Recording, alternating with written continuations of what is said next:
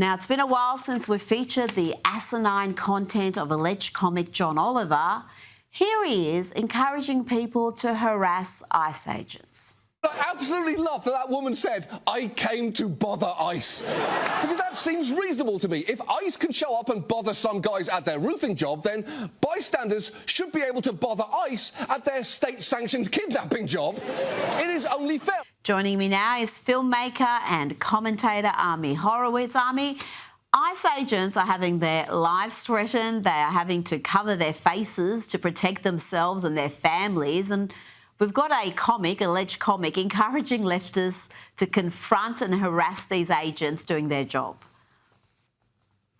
Yeah, Rita, the consent structure allowed by the mainstream media is incredible. And so allowing for these attacks to happen, I'm sorry, there is a causal relationship between what is happening here. When people look at celebrities, at the media, at people they think are within the Overton window, and they hear them speak like this, of course they're going to act in that way. And in reality, what's happening with the media is that they're actually shifting the Overton window. They're actually expanding it to allow for physical violence for politics. That's exactly what we're seeing here. This is also with judges. Kavanaugh, the person who tried to kill Kavanaugh, right? The Supreme Court Justice of the United States got sentenced to 8 years in prison. Just a couple of things that you get 8 years in prison for. Mail fraud and securities fraud in the United States typically gets 8 years in prison. Not trying to kill a Supreme Court justice. And these ICE attacks are happening all across the country. Rita, if you again indulge me for another chapter of The World According to ChatGPT, right? Sorry, I'm workshopping that name. I'll come with a better one next week. But yes, when I did my research, I asked ChatGPT, I go, how many attacks on ICE agents have we seen in 2025? That was what I asked it. And then it listed 3. And I said, that does not sound right. 3? I said, well, I witnessed one personally in Los Angeles. I said, Ami, why did you not mention attacks on ICE agents in Los Angeles? ChatGPT. You're right to point that out. There actually was an attack in Los Angeles that I missed on my earlier list. Are you kidding me? And by the way, it wasn't 4 attacks. I looked it up myself. There had been a 700% increase on ICE attacks from 2024 to 2025. There have been 79 attacks on ICE agents. This is allowed in the left-wing Democratic consent structure. This is what we're seeing here, okay? And this is not new. We saw this in BLM. But when I was a kid, the notion, the idea that you would forget it when I was a kid, 5 years ago, that you would put a hand on a police officer, never mind a federal official, was pure insanity. But then when we allowed BLM riots to go on, and we allowed them to light cop cars on fire, this is the end result. This is what we're seeing now. Now, Ami, this next bit of news will need to come with a trigger warning for the left. But despite the relentless bad media, Donald Trump has the steadiest approval rating of any president on record and would be re-elected today if an election were held. Take it away, CNN. Here's the thing to keep in mind.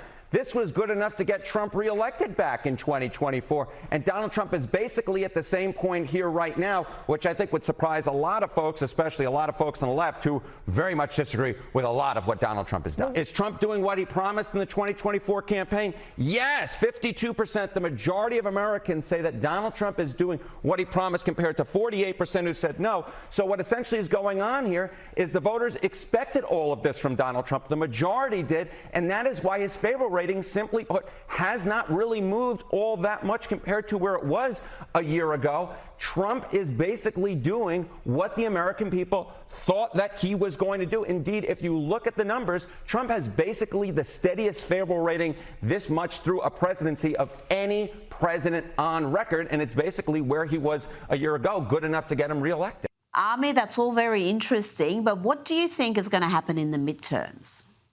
Look, traditionally in midterms, the party in power loses seats. And the Democrats are doing whatever they can to make sure that doesn't happen this time. The president won the election, right? He won the election because of the 2 main issues, the economy and illegal immigration, right? And what has he done? Well, illegal immigration is down, like illegal border crossings is down over 90% this year. 90, not 9%, 90%. That is an unbelievably, incredibly high number, okay? And in inflation, we're down this year 42% from the 3-year average where inflation was in 3 years prior, okay? That's why if the election was held today, the president would win again. But it's not just the president acting in a positive way. A lot of it is the Democrats acting in a negative way and losing support, which is the other side of the ledger.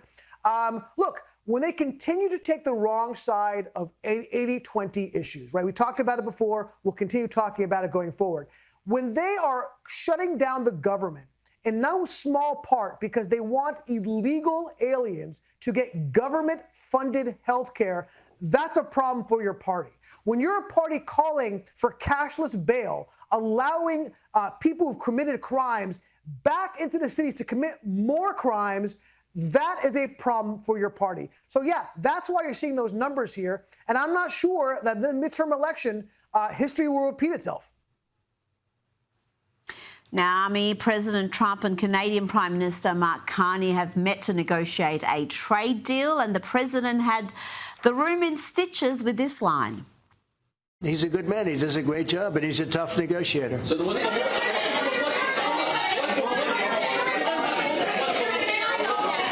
what's holding things up? If he's a great man and you want to do a deal with Canada, why aren't you?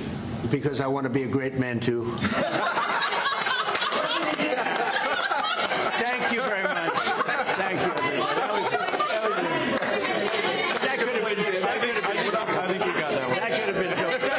Thank you very much.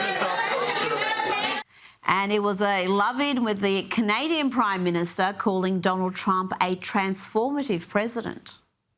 You kindly hosted me and some of my colleagues a few months ago, and I said at the time, you are a transformative president. And since then, the transformation in the economy, unprecedented commitments of NATO partners to defense spending, peace from India, Pakistan through to Azerbaijan, Armenia, disabling Iran as a force of terror, and now, and I'm running out of time, but this is in many respects the most important.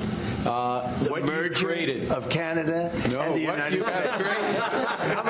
wasn't where I was going. On this solemn day of commemoration of the horrific attacks of October 7th, for the first time in decades, hundreds of years, thousands of years, this prospect of peace that you've made possible. Canada stands foursquare behind those efforts, and we'll do whatever we can to support them. Very nice. Yeah. Thank you very much. This was Mark Carney's second visit to the Oval Office ahead of next year's review of the United States-Mexico-Canada agreement. The relations seem to be very positive there. Yeah. Look, what can I tell you? Canadian Prime Minister, welcome to the 180 Club, as I call it.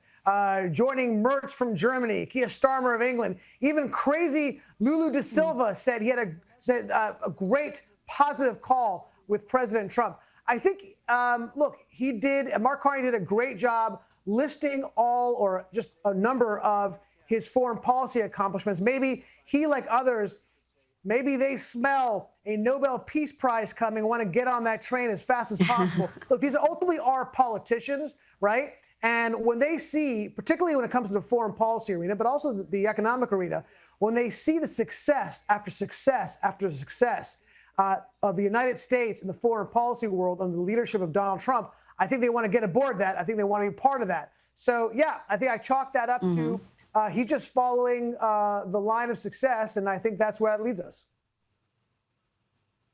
Now, Ami, this week we observed the second anniversary of the October 7 terrorist attacks. Sadly, it coincided with more acts of anti-Semitism, including right here in Melbourne. You travel extensively. How fearful is the Jewish community in the West right now?